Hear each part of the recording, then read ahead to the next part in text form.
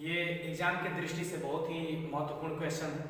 इसको बनाने के कई तरीके हैं, लेकिन उनमें से बेहतर कौन सा तरीका है, आइए आपके सामने वह तरीका हम डिस्कस करते हैं। देखिए, पहला जो तरीका है वो ये है कि आप सबसे पहले लिख लीजिए a ratio b ratio c, और उसके बाद से रखिए a रेशियो b का मान जो दिया है 2 रेशियो 3, और उसके बाद से इसके नीचे b रेशियो जो c का मान दिया हुआ है वो रखिए। जैसे यहाँ पे दिया हुआ है 4 रेशियो 5, और इसको भरने का तरीका देखिए।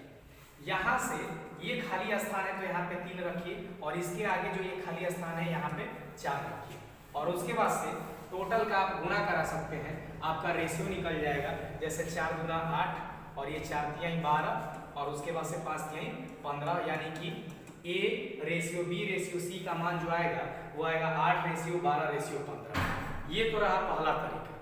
लेकिन एक और तरीका जो आपके सामने हम सेकंड तरीका डिस्कस करने जा रहे हैं वो ये है कि आप सिंपल तरीके से लिख सकते हैं a रेशियो b, इसका जो वैल्यू दिया है 2 रेशियो 3, और उसके बाद से फिर दिया है b रेशियो c, यानी कि इसका दिया है 4 रेशियो 5। अब इसको क्या करना है, दोनों जगह पे आपको दिख रहा है b है।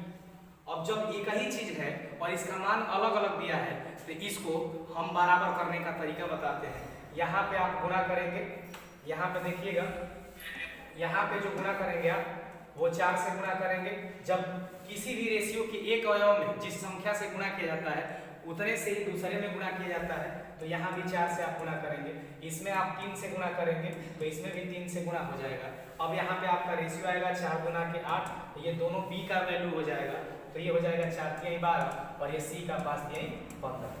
तो ये जो आपके सामने रहे दो तरीके रहे, लेकिन डायरेक्ट कैसे बनाया जा सकता है वो आपके सामने हम डिस्कस करना चाहते हैं। जैसे देखिए, ऑप्शन के माध्यम से कैसे चेक किया जाता है, तो यहाँ पे a रेशियो b का जो मान दिया हुआ है वो 2 रेशियो 3 दिया हुआ है, तो हम ऑप्शन में चेक करते हैं कि पहले और दूसरे में 2 रेशियो 3 का संबंध है कि नहीं। तो यहाँ पे यदि हम देखेंगे तो 2 रेशियो 3 का संबंध नहीं हो पाएगा।